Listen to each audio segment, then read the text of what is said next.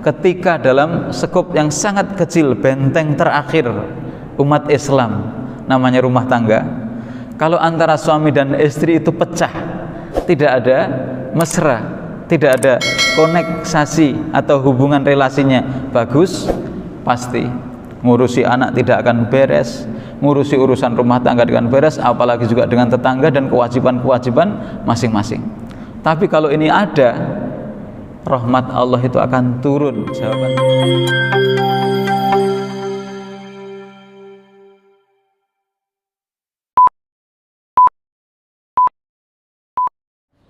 Bismillahirrahmanirrahim. Assalamualaikum warahmatullahi wabarakatuh. Alhamdulillahi rabbil alamin. Wa usalli wa usallimu ala nabiyyina Muhammad khatamul anbiya wa imamul muttaqin, sallallahu alaihi wa ala alihi wa sahbihi wa sallam. Allahumma anta rabbuna la ilaha illa anta khalaqtana wa nahnu ibaduka wa nahnu ala wa'dika mastata'na nabu laka bi ni'matika alaina wa nabu bi dhunubina faghfir lana fa innahu la yaghfiru dhunuba illa anta.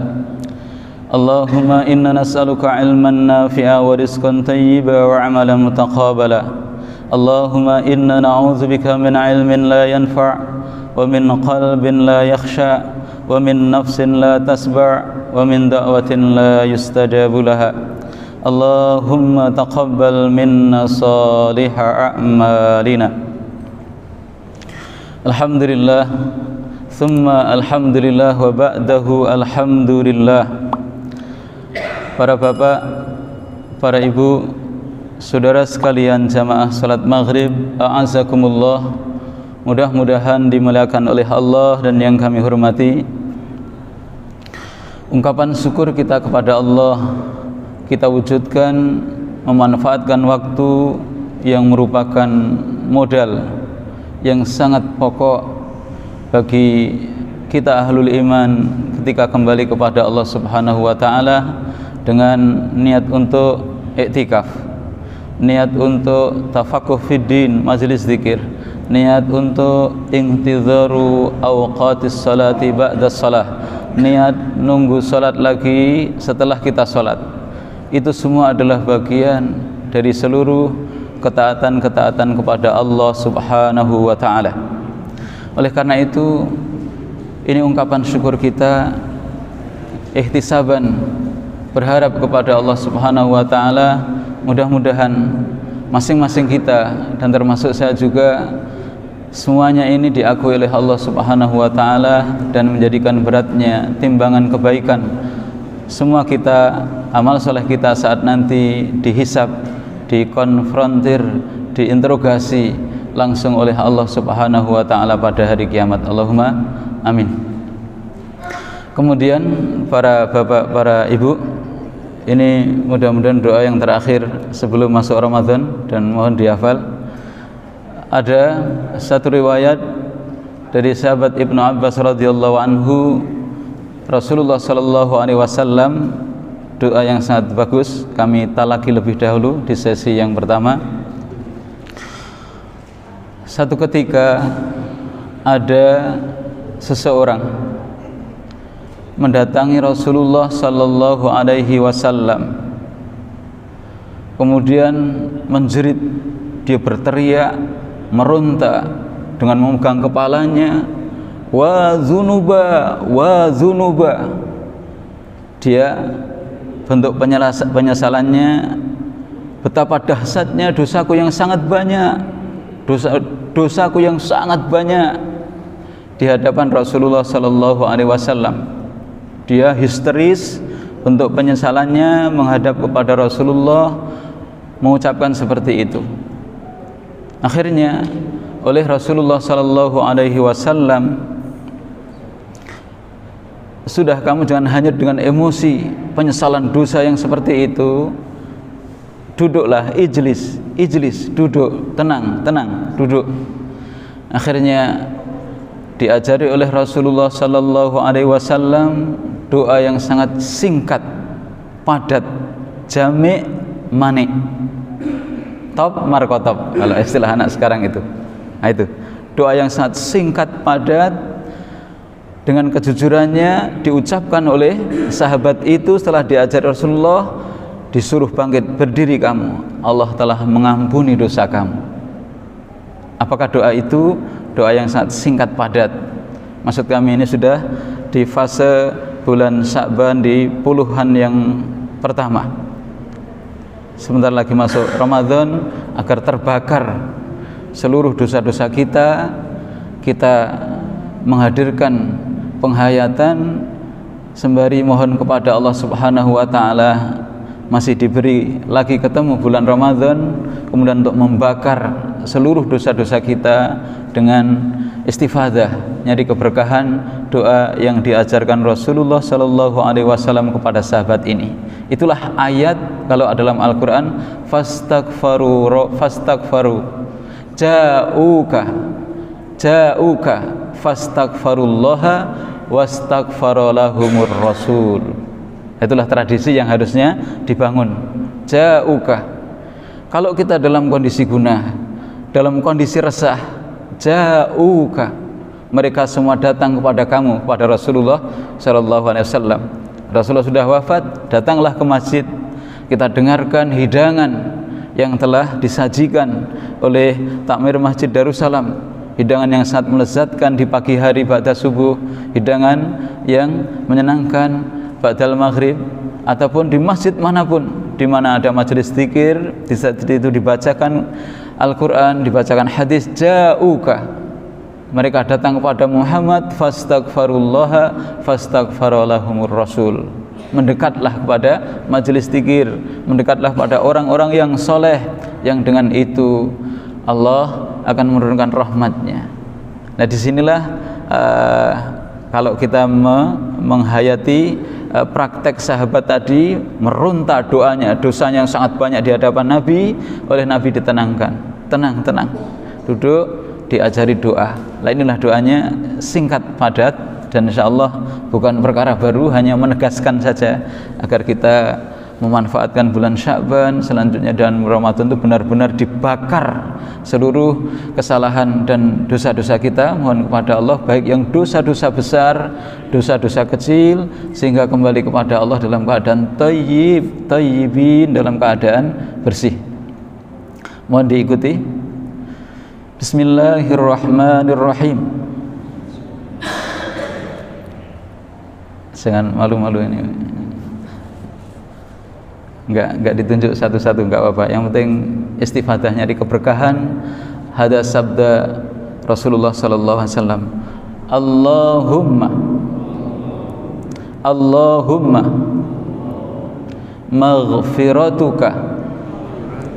maghfiratuka awsa'u, luas, awsa'u min dzunubina. Satu frase, nanti tinggal hanya dua. Allahumma, ya Allah, maghfiratuka, ampunan kamu, awsa'u, sangat luas, lebih besar, min dzunubina, daripada dosa-dosa kami. Kalau dalam hadisnya min dzunubi, hanya pribadi. Maksud kami, kalau kita niatkan doa untuk istri kita, anak kita yang di rantauan, yang tidak bersama kita, kita mohonkan pakai dhamir nahnu. Apalagi kalau kita mendoakan terus diamin orang lain dengan enaknya, Allahumma gfirli dzunubi, sementara yang amini orang banyak, terlalu sombong. Itu enggak boleh itu. Harus juga menyertakan orang yang mengamini, maka pakai dhamir nahnu saja, dhamir kita. Allahumma maghfiratuka, ampunan kamu, awsa'u, lebih luas, min dzunubina, dari dosa kami. Wa rahmatuka, terakhir, wa rahmatuka arja arja, arjasa, arja. Wa rahmatuka arja indana min a'malina. Wa rahmatuka arja indana min a'malina. Silakan dilihat kalau Bapak Habib di googling benar atau tidak. Allahumma maghfiratuka awsa'u min dzunubina wa rahmatuka arja indana min a'malina. Kita ulang. Allahumma maghfiratuka awsa'u min dzunubina wa rahmatuka arja indana min a'malina. Itu sampai itu akhirnya oleh Rasulullah setelah dibaca oleh sahabat tadi, silahkan berdiri setelah dia berdoa, Allahumma maghfiratuka awsa'u min dzunubina wa rahmatuka arja indana min a'malina. Diulang sampai 3 kali, diulang lebih, kemudian disuruh berdiri oleh Nabi sallallahu alaihi wasallam. Allah telah mengampuni dosa kamu. Itu maksud kami, mari agar ditutupi seluruh aib, ditutupi seluruh dosa-dosa kita saat nanti di padang mahsyar, karena diampuni oleh Allah Subhanahu wa taala dengan barokah dari doa yang datang dari Rasulullah sallallahu alaihi wasallam ini. Kemudian keterangannya para Bapak, Allahumma maghfiratuka awsa'u min dzunubina. Ya Allah, maghfiratuka, ampunan kamu itu sangat luas, sangat banyak daripada banyaknya dosa-dosa kami. Selagi matahari belum terbit dari barat, kemudian nyawa belum sampai di kerongkongan, kemudian juga kita di malam hari Allah membuka pintu taubatnya bagi orang yang berdosa siang hari. Ketika siang hari Allah juga membuka pintu rahmat untuk bertaubatnya bagi hamba yang berbuat dosa di malam hari. Dan ini terus sampai nanti ketika kita sakaratul maut, kemudian juga terus sampai nanti pada hari ketika matahari terbit dari barat baru berhenti, tidak boleh bertaubat. Maka maksud kami, penyia-nyiaan yang sangat sia-sia itu, mari jangan kita sia-siakan rahmat Allah, artinya kecintaan kita kepada akhirat. Jangan buat kita putus asa untuk banyak bertaubat dan mohon ampun. Kemudian jangan sampai modal yang sangat dahsyat ini kita sia-siakan berupa panjang angan-angan, modal waktu ini nanti dulu, nanti tobat dan sebagainya. Jangan. Penyia-nyiaan yang sangat sia-sia kalau hati kita isi dengan kecintaan pada dunia, tidak pernah mau bertobat dan ingat akhirat. Kemudian juga menyia-nyiakan yang sangat sia-sia kalau modal waktu ini kita gunakan untuk panjang angan-angan, nanti dulu saja, nanti lagi hingga akhirnya nas'alullah salamah wal afiyah. Maka di sini maghfiratuka awsa'u min dzunubina, ampunan kamu sangat luas, sudah dosa apapun. Innallaha yaghfiru dzunuba jami'an. Allah akan mengampuni seluruh dosa apapun, sampai maksiat apapun, kesyirikan apapun, sampai berbuat syirik lah, sepanjang tadi belum ditenggorokan nyawa kita dan matahari belum di barat. Mari kita manfaatkan untuk banyak istifadah doa ini, karena doa tadi Rasulullah, duduk berdiri kamu, Allah telah mengampuni dosa-dosa kamu dengan Allahumma maghfiratuka awsa' min dzunubina wa rahmatuka arja indana min a'malina. Singkat, padat, kemudian oleh Rasulullah sabdakan, Allah telah mengampuni dosa-dosa kamu. Nah, perkara yang sedikit jadi masalah, wa rahmatuka arja indana min a'malina. Rahmat kamu ya Allah yang sangat aku harap daripada prestasi amal-amalku. Rahmat kamulah arja, sangat aku harapkan min a'malina, daripada prestasi amalan kami. Amalanku itu apalah nilainya tanpa dapat rahmat dari Allah Subhanahu wa taala. Nah, di sini sedikit kita agak kembangkan, rahmat Allah itu turun. Rahmat Allah, rahmat itu dalam bismillah, ulama dari Yaman menyebutkan ada 3 trilogi. Bismillahirrahmanirrahim, bismillah Allah, itu ada kebesaran, ada kedahsyatan, kemahabesaran Allah, keagungan Allah. Bismillah, ada keagungan. Ar-Rahman, ada pertolongan dan bantuan. Rahmat Allah itu maksud. Senantiasa mendapatkan rahmat. Betapa hidup ini sangat indah kalau rahmat Allah sudah turun, sudah semuanya dapat rahmat Allah. Ar-Rahim, ada kasih dan sayang. Lah makanya cukuplah mentadaburi ayat itu sebenarnya, ayat Bismillahirrahmanirrahim, potongan dari surat Al-Fatihah, ataupun juga ada di dalam surat kisah Nabi Allahumma sholli ala Muhammad, kisah Ratu Balqis, Nabi Sulaiman kepada Raja Bilqis itu dengan Bismillahirrahmanirrahim. Itu 3 kandungan. Lah rahmat itu sederhananya, kami punya guru yang ternyata nyambung rahmat Allah akan turun. Beliau seorang dakwah juga, dai, profesor, dokter. Itu gini, saya tidak mau kalau berobat, dia tabib, pakar herbal dan secara akademisi bagus, terus ada orang yang datang ke beliau kalau berobat itu malah tidak mau dibayari, bayarannya syaratnya kamu nanti dengan obat ramuan yang telah aku buat ini, pokoknya sampai di rumah harus mesra dengan istri kamu. Nah gitu. Kalau yang perempuan, kamu harus mesra dengan suami kamu. Sudah, bayarannya itu saja, syaratnya itu. Saya akan mau mengobati dan berikan obat kapsul pada kamu yang saya improvisasi, saya modif dengan berbagai ramuan ini. Syaratnya pokoknya obat bayarannya kamu nanti harus mesra hubungan kamu dengan suami istri. Belum begitu gaduk saat beliau nyampaikan cerita seperti itu. Alhamdulillah dalam perjalanan tak renung-renungkan, ternyata kami temukan juga dalam hadis hubungan, nanti secara zahir teks hadisnya ada. Terus kalau dikembangkan rahmat Allah akan turun, itu karena hubungan koneksasi, kalau itu dunia hari ini, atau relasi hubungan antara suami istri itu baik. Itu kuncinya. Kita renungkan itu. Andaikan itu tidak baik, kita bisa bayangkan urusan-urusan yang lain pasti akan terbengkalai.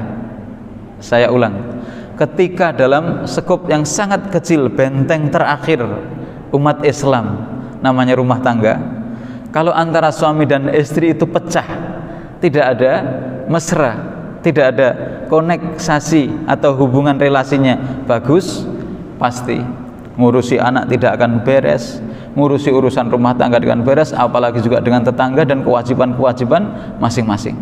Tapi kalau ini ada, rahmat Allah itu akan turun. Jawaban beliau saat itu begitu. Sudah, pokoknya obat aja, bayarannya kamu nanti setelah pulang dari sini mesra dengan istri kamu.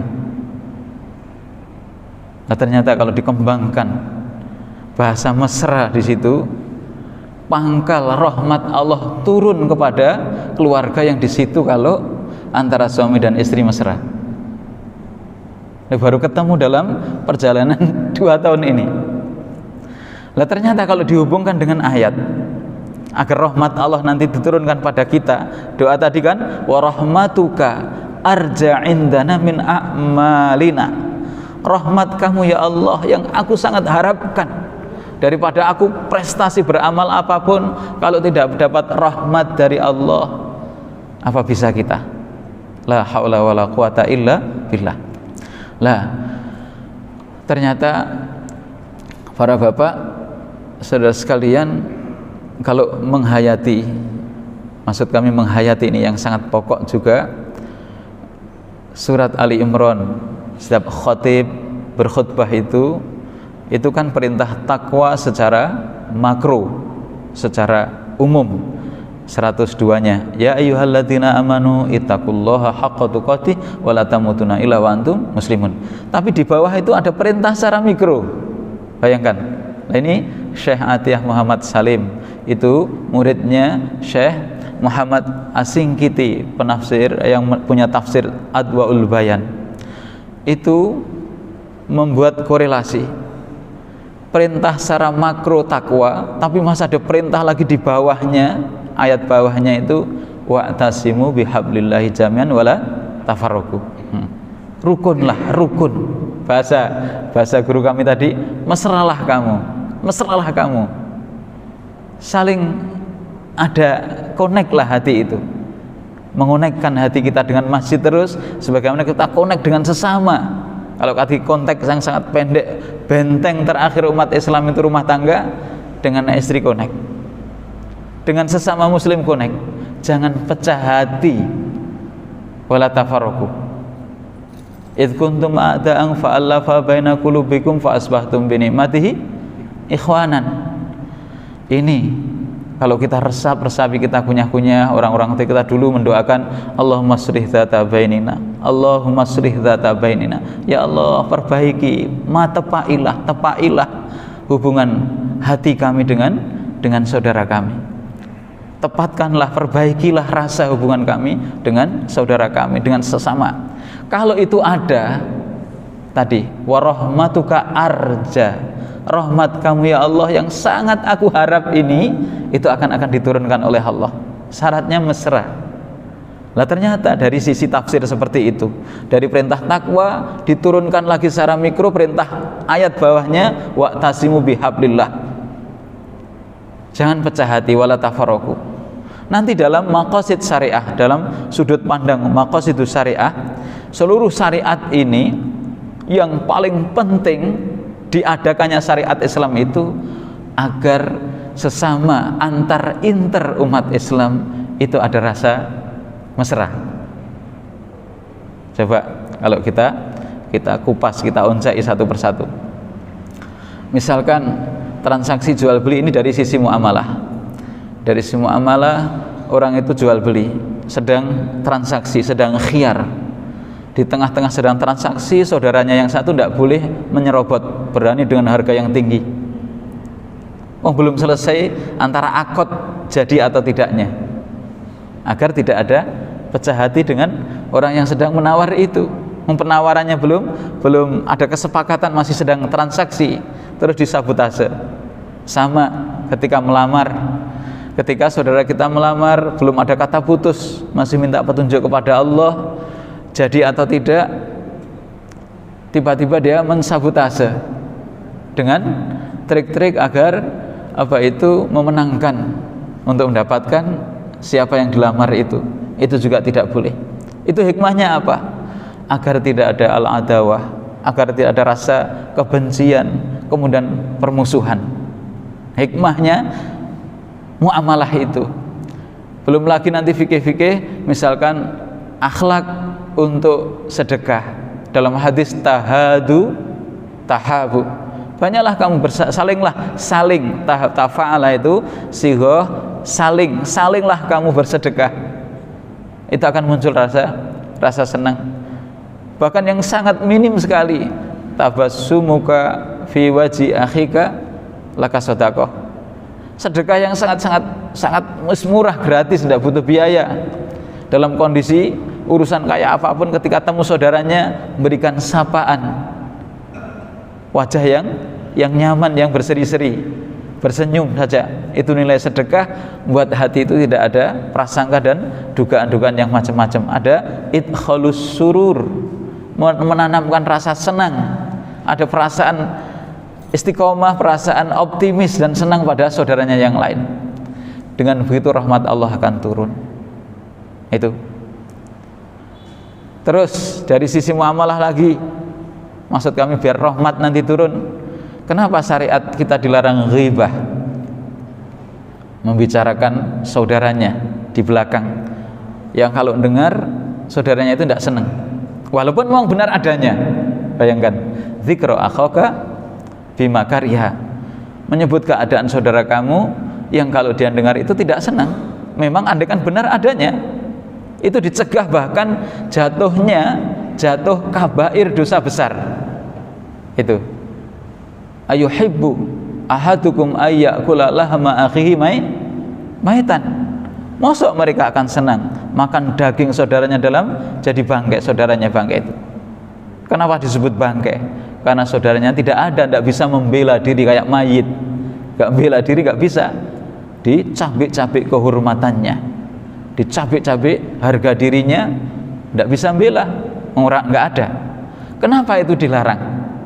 Karena akan membuat luka saudara muslim kalau itu dibolehkan. Maka tidak boleh ghibah, nggak boleh mengadu domba. Itu semua ranahnya jatuhnya dosa besar. Dosa besar, bahkan ulama, dosa-dosa besar yang berkaitan dalam urusan hati, dengki, hasad, iri, yang berdampak nanti ghibah, itu lebih dasar daripada zina. Zina kan casing saja, bukan berarti kita meridai, bukan. Tadi bobotnya di sisi Allah itu seolah-olah kan nggak kelihatan, hanya ghibah, hanya dengki, kemudian menghasut orang untuk juga membuat namimah, adu domba. Tapi lebih dahsyat daripada kabair dosa zina yang jarang kita hayati benar. Kita berbuat kebaikan tapi hancur lagi dengan kemaksiatan yang lesan seperti itu. Lah akhirnya kalau itu bisa kita hati-hati tadi, kita menghayati benar bagaimana rahmat Allah itu turun ketika kita mesra. Ahammu maqasidis syariah, tujuan syariat fikih apapun semua tadi adalah agar ada al-mahabbah bainal akharin, ada kecintaan antara satu dengan yang lain. Kemudian berarti lawan dari mahabbah al-baghdha wal adawah, ada kebencian dan permusuhan itu dieliminir, diantitesa, ditutup rapat-rapat. Bapak masih ingat dulu Ustaz Zazir ASP kan pernah datang ke Masjid Darussalam, masjid kita ini. Beliau menyampaikan penghusung dan mensosialisasikan tahun 90-an. Kami hadir di Pondok Gontor Bapak Zazir ASP Allahu Yarham yang telah meninggal dari Jogokaryan itu. Metode Iqra zaman itu Kiai Haji As'ad Humam, kemudian anggota Angkatan Muda Masjid Jogja, kemudian Jogokaryan zaman itu belum ada. Di antara perkataan beliau yang di masjid ini yang saya masih ingat itu, nanti hubungannya mesra ini lihat. Itu dampaknya maksudnya kita, kalau benteng terakhir umat Islam itu adalah misalkan keluarga, ketika ada hubungan mesra, rahmat Allah turun pada keluarga itu, menjadi nyaman. Sama nanti kita bawa kalau kemesraan, maksudnya hubungan antar interpersonal itu plong, nyaman, tidak ada iri, dengki, hasad, rahmat Allah turun. Ketika itu tradisi itu dibawa dalam skop, misalkan di tempat kerja kita, di kantor kita, dengan semua staf, karyawan, kalau kita jadi pimpinan, rahmat Allah turun. Kalau kita bawa kepada masjid, ada kita semua penghuni masjid yang datang ke masjid, apalagi takmirnya lebih khusus, rahmat Allah akan turun dan kelihatan rejo. Masjidnya itu rejo, lembaga pondok pesantrennya itu terasa rejo, artinya kelihatan ada aura kenyamanan hubungan antar inter. Itulah rahmat Allah turun. Keluarga juga begitu, ada apa ini kok kelihatan aura rumahnya gelap. Dibacakan Al-Quran tidak, hubungan antar inter yang ada di dalam rumah juga tidak ikhwanan, akhirnya kelihatan tampak perkara-perkara yang di situ isyarat-isyarat kelihatan redup dan sebagainya karena rahmat Allah tidak turun. Padahal doa ini tadi, wa rahmatuka arja indana min a'malina, rahmat kamu ya Allah yang sangat aku harapkan daripada amalan kami. Nah, makanya mari ini poin ini yang sedikit saya kembangkan agar masing-masing kita sepanjang masih umat Muhammad, masih umat Rasulullah SAW, beda itu sudah fitrah, memang diciptakan manusia nanti tabiatnya harus berbeda, tidak bisa sama. Sepanjang beda itu beda yang sifatnya variasi, ini catnya kuning, ini catnya merah, ini pakai spion, ini pakai tidak pakai spion, tak masalah. Maksud kami beda, perbedaan yang sifatnya ijtihadi. Nanti misalkan penetapan awal bulannya ini hari ini, satunya hari ini, tak masalah, semuanya punya dalil. Jangan sampai lakum dinukum waliyadin, itu sudah terlalu itu perkara-perkara yang sifatnya ijtihad, semuanya ada dalil, akhirnya dijadikan perkara yang pokok, itu terbalik.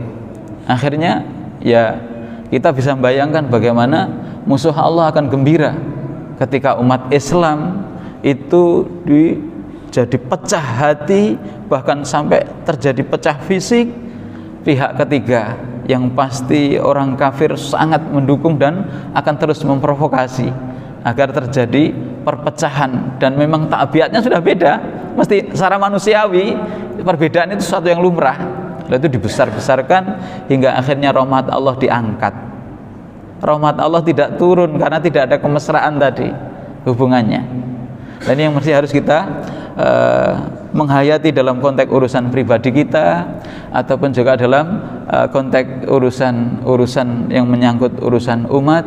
Ingat, sepanjang beda itu beda yang sifatnya variasi, masih umat Rasulullah Shallallahu Alaihi Wasallam, lapang dada, semuanya ada dalil. Mana yang kita mantapi, insya Allah juga mereka ada dalil, tanpa kita memaksa harus ikut.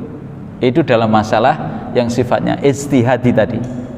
Itu yang harus kita tekankan, karena rahmat Allah nanti berkaitan dengan itu tadi, berkaitan dengan relasi, koneksasi atau hubungan kita antar umat Islam, solahu dzatul bain atau tidak. Solah itu baik, hubungan antara sesama, itu rahmat Allah akan turun. Dan inilah pokok dari syariat itu diturunkan, agar mahabbah bainal mu'minin wa diddu adawah wal baghdha, dan tidak boleh permusuhan dan kebencian sepanjang semuanya masih umat Muhammad sallallahu alaihi wasallam. Itulah wa rahmatuka arja indana min a'malina. Mungkin sampai di situ sudah tarhim. Kalau tidak kami ulang doanya, atau ada yang disampaikan dipersilahkan, agar majelisnya majelis kita bersama, bukan majelis saya. Ya, silakan. Waalaikumsalam.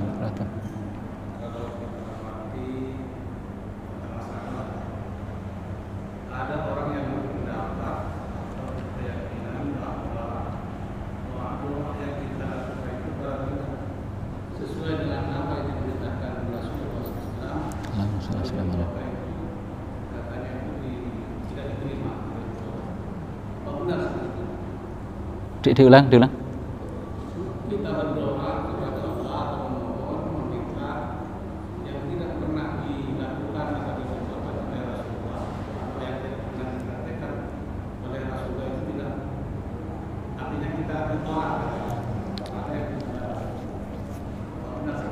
oh ya, alhamdulillah, ada satu perkara yang sangat bagus dan sangat berkualitas sekali. Pertanyaan tadi begini para bapak, apa benar kalau orang berdoa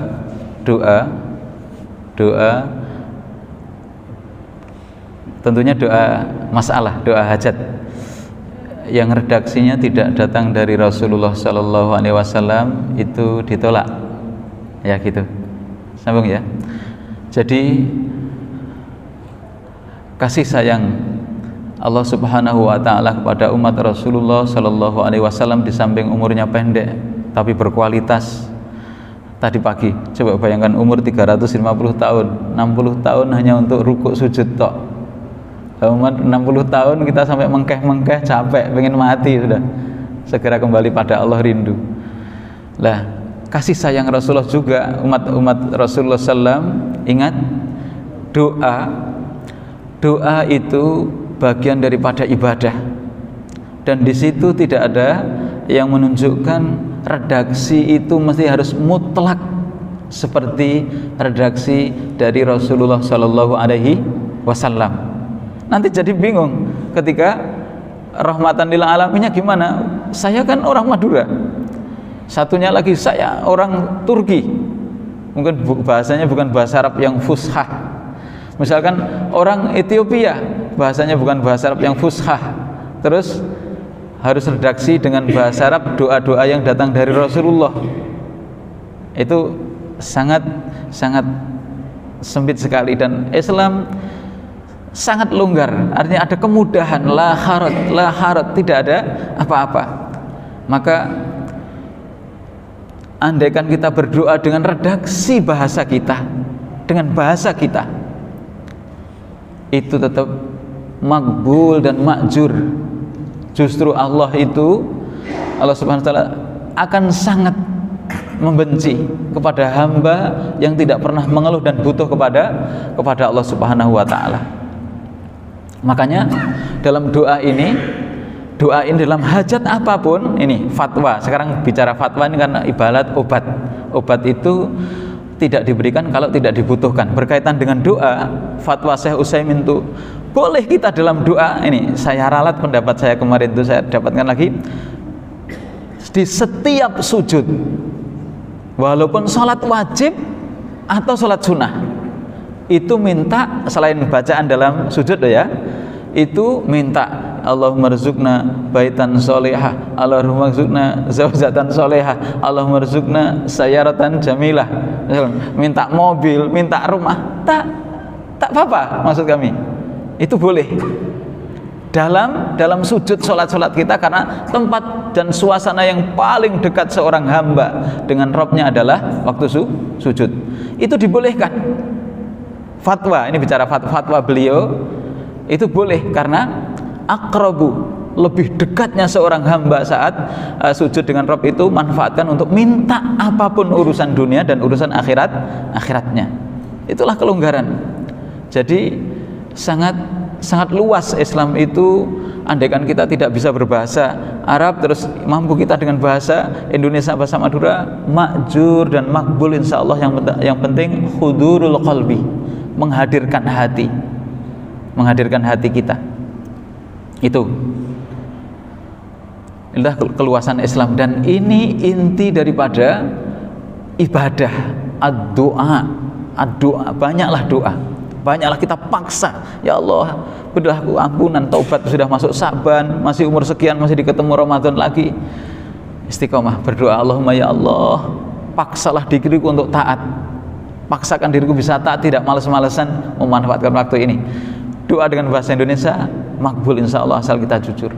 Jadi kesimpulannya, boleh dengan redaksi bahasa apapun kalau kita miskin redaksi dari doa-doa yang datang dari Nabi dan doa-doa yang datang dari Allah di dalam Al-Quran. Itu dengan bahasa kita sendiri makjur, akan diberi pahala, dan makbul kalau kita jujur kepada Allah dengan bahasa kita. Itu boleh. Kesimpulannya begitu Pak ya. Dan paling yang akhir, inti ibadah kita semuanya adalah doa. Coba dalam sholat semua kan doa. Cuma kita kayak mohon maaf, kayak kadang istilahnya kasar bahasanya kasar, kayak orang mabuk lah, bicara tapi nggak tahu artinya, mabuk ngeling terus, apalagi sudah nggak mau variasi dalam doa. Kan banyak doa rukuknya gonta-ganti, nggak gonta-ganti, terus akhirnya roh kita tidak hadir, menghadirkan penghayatan dan makna. Makanya mari doa-doa di dalam sholat itu, dalam apapun kita hadirkan, kita tadaburi, kemudian hajat kita keluhkan di saat-saat yang mustajab, di dalam sujud-sujud kita, ataupun di dalam ba'da sholat, ataupun sebelum salam di dalam sholat, antara azan dan iqamat, dan waktu-waktu yang lain, apalagi di bulan Sa'ban yang menjelang bulan Ramadan ini. Kita mohon kepada Allah diberkahi di bulan Sa'ban, dan Allah masih beri umur sampai nanti ketemu di bulan Ramadan beberapa hari lagi, tinggal 15 atau 14 atau 10-an lah. Wallahu a'lam bishawab. Cukup Bapak ya. Mari para Bapak, kita tutup majelis ini, dan harapan nanti akan kami video suara doa ini kepada takmir. Wassallallahu ala nabiyyina Muhammad wa ala alihi wa sahbihi wa sallam. Subhanakallahumma wa bihamdika asyhadu an la ilaha illa anta astaghfiruka wa atubu ilaik. Assalamualaikum warahmatullahi wabarakatuh.